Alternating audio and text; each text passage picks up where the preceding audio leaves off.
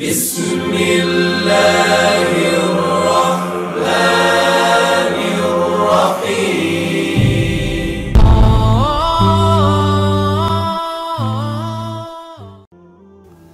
আসসালামু আলাইকুম। সমস্ত প্রশংসা আল্লাহ তাআলার জন্য। তো ভিউয়ার্স, বরাবরের মতো আজকেও সিভিল ইঞ্জিনিয়ারিং রিলেটেড বিষয় নিয়ে একটা ভিডিও বানাইছি। তো আজকের বিষয় হচ্ছে ইট। আমার এই ভিডিওর মধ্যে আজকে যেগুলো থাকছে সেগুলো হচ্ছে ভালো ইট চেনার উপায়, ইটের মাঠ পরীক্ষা, ইটের কাজের পরিমাণ বাইর করার একক পদ্ধতি, ছোট আকারের ইট ব্যবহারের ফলে কি কি ধরনের সমস্যা এবং আর্থিক ক্ষতি হতে পারে। এই কয়টি বিষয় ছাড়াও আরও কিছু বিষয় আপনারা জানতে পারবেন এই ভিডিওতে। তো আসুন আমরা বিস্তারিত জেনে নেই। বাড়ি তৈরির অন্যতম প্রধান উপাদান হলো ইট। বাজারের অন্য সব পণ্যের মতো ইটেরও ভালো মন্দ আছে। যে নির্মাতা প্রতিষ্ঠান আপনার জমিতে বাড়ি নির্মাণ করছে তারা ভালো নির্মাণ সামগ্রী ব্যবহার করছে কিনা তা তদারক করা জরুরি। এক্ষেত্রে কোনো নির্মাণ সামগ্রী ভালো না জানতে আপনি বিশেষজ্ঞের সাহায্য নিতে পারেন। সে সুযোগ না থাকলে আপনার জন্য আমাদের কিছু পরামর্শ রইল। এসব পরামর্শ প্রকৌশলী, নির্মাতা প্রতিষ্ঠান ও নির্মাণ সামগ্রী উৎপাদকদের কাছ থেকে জানা গেছে। ইট হচ্ছে ইমারত তৈরির একটি আবশ্যকীয় ও মৌলিক উপাদান বিশেষ। মাটিকে আয়তঘনক আকারের ছাঁচে ঢেলে ভিজিয়ে কাঁচা ইট তৈরি হয়। তারপর একে রোদে শুকানো হয়। কাঁচা ইটকে আগুনে পোড়ালে পাকা ইট তৈরি হয়। বহু প্রাচীনকাল থেকেই পৃথিবীর বিভিন্ন দেশে রোদে শুকানো বা আগুনে পোড়ানো ইট ব্যবহার হয়ে আসছে। যদিও ইট পাথরের মতো দীর্ঘস্থায়ী এবং মজবুত নয়, তারপরও সহজলভ্যতা, অল্প খরচ এবং স্বল্প ওজনের জন্য এর জনপ্রিয়তা এবং ব্যবহার সর্বাধিক। ইট বানানোর সময় কিছু ইট বেশি পুড়ে যায় ও কেকের মতো ফুলে ওঠে। এক ফোঁপা শক্ত, কালচে, খায়রি, আঁকাবাঁকা আকৃতির ইট তৈরি করে, যাকে বলে ঝামা বা ঝামাইট। ঝামা শক্ত ও এবড়ো থেবড়ো বলে ঘষা মাজার কাজে ব্যবহৃত হয়। ভালো ইট চেনার উপায়। একটি ইট নিয়ে তার গায়ে নখের আঁচড় কাটার চেষ্টা করলে তাতে আঁচড় পড়বে না। যদি আঁচড় পড়ে তাহলে বুঝতে হবে ইটটি ভালো না। একটি ইটকে অন্য একটি ইট দিয়ে আঘাত করলে যদি ধাতব শব্দ উৎপন্ন হয় তাহলে বুঝতে হবে ইটটি ভালো। 3 নাম্বার, দুটি ইটকে টি এর মতো করে ধরে 2 মিটার উঁচু থেকে ফেলে দিলে যদি ভেঙে যায় তাহলে ইটটি ভালো না, আর যদি ভেঙে না যায় তাহলে ইটটি ভালো। 4 নাম্বার, একটি পাত্রে যদি ইটকে ভিজানো হয় এবং তা বুদবুদ সহকারে বেশ পরিমাণ পানি শোষণ করে নেয় এবং পানি ঘোলাটে হয় তবে এটি ভালো ইট নয়। 5 নাম্বার, একটি ইটকে ভেঙে টুকরা করা হলে যদি টুকরাগুলোর রং দেখতে একই রকম হয় তবে এটি ভালো ইট। 6 নাম্বার, ইটের ধার ও কোণগুলো সূক্ষ্ম হলে বুঝতে হবে এটি ভালো ইট।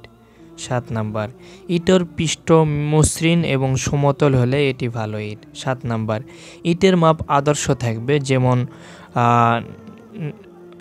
9.5 ইঞ্চি গুণন 4.5 ইঞ্চি গুণন 2.75 ইঞ্চি। 9 নাম্বার, ইটের ওজন 3.5 কেজির বেশি হবে না। 10 নাম্বার, ভালো ইট পানিতে ভিজালে আয়তনের পরিবর্তন হয় না। ইটের বিবরণ। আমাদের দেশে সাধারণত 9.5 ইঞ্চি গুণন 4.5 ইঞ্চি গুণন 2.75 সাইজের ইট বা মিলিমিটারে 238 গুণন 114 গুণন 70 বাংলা ইট ব্যবহার হয়ে থাকে। এই মান PWD এর শিডিউল অনুযায়ী মশলাসহ 10 ইঞ্চি, 5 ইঞ্চি, 3 ইঞ্চি অথবা মিলিমিটারে 250 গুণন 125 গুণন 76 মিলিমিটার হয়ে থাকে। ছোট আকারের ইট ব্যবহারের ফলে কি কি ধরনের সমস্যা এবং আর্থিক ক্ষতি হতে পারে দেখুন। গাঁথনি সমান হয় না, ফলে গাঁথনির সময় এক পাশ মিলালে আরেক পাশ মিলে না। ইটের আকার ঠিক না থাকায় সব জোড়া মাঝখানে পড়ে না। গাঁথনির শল মিলাতে গিয়ে অতিরিক্ত মশলার ব্যবহার করতে হয়। ইটের ক্ষেত্রে টাকা বাঁচাতে গিয়ে সিমেন্ট বালুতে তার চেয়ে বেশি টাকা ব্যয় হয়। প্রচুর ইটের অপচয় হয়। বেছে বেছে ব্যবহার করতে গিয়ে মিস্ত্রির সময় বেশি লাগে, ফলে মিস্ত্রি খরচ বেড়ে যায়। কাজ চলাকালীন সময় ক্রেতা সাইট পরিদর্শন গেলে বিমুখ হয়ে যায়, ফলে বিক্রির আশঙ্কা কমে যায়। তো দর্শক, এই ইটের যে একটা ছোট আকারের ইট আমরা কম দামে যখন ভাটাতে যাই, অনেক সময় দেখা যায় সাইডে ছোট ইট কিছু রয়েছে, এগুলো কম দামে অনেক সময় দিতে চাই। তো ওইসব ইটগুলো আপনারা অবশ্যই ভুলেও নেবেন না, কারণ কি সেই সব ইটগুলো যদি আপনারা নেন কিনে, তো পরবর্তীতে গাঁথনির সময় যে সিমেন্ট আপনার বালির অপচয় হবে, ওটার চার বেশি হয়, খরচ আর বেড়ে যায়। এই জন্য ইটগুলো একটু ভালো সাইজের, বড় সাইজের স্ট্যান্ডার্ড মাপ অনুযায়ী নেবেন, যেটা কিছুক্ষণ আগে মাপটা বলা হয়েছে। ছোট ইটগুলো নেবেন না। এরপর আসেন ইটের প্রকার। বাজারে এখন দুই ধরনের ইট ভাটায় তৈরি ইট পাওয়া যায়। একটা হলো সনাতনী ইট ভাটায় পোড়ানো ইট, অন্যটি অটো ব্রিক ফিল্ডে উৎপাদিত ইট। আপনি যে ইটই কিনেন না কেন, শক্ত, দৃঢ় ও সম্পূর্ণভাবে পোড়া ইট কিনতে হবে।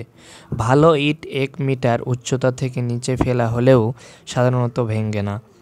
সমতল ও ফাটল মুক্ত ইট কমপক্ষে 1 দিন পানিতে ভিজিয়ে রেখে তারপর ব্যবহার করতে হবে।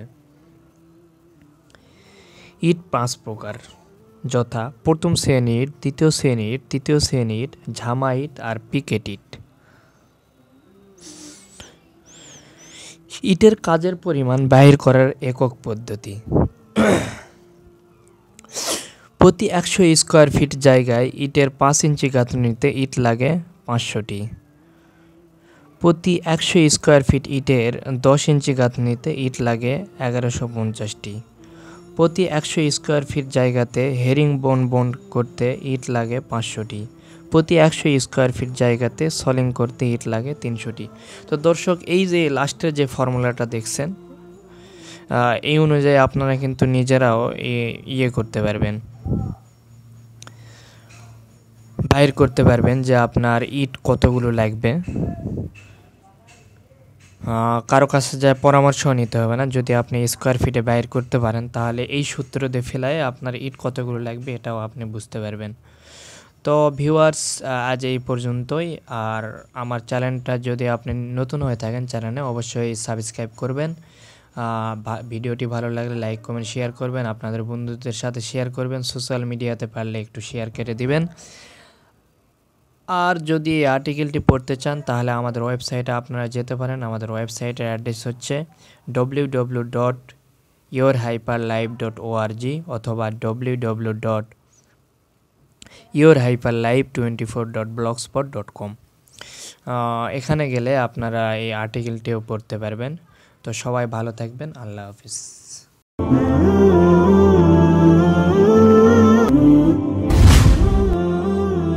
جزاك الله خيرا.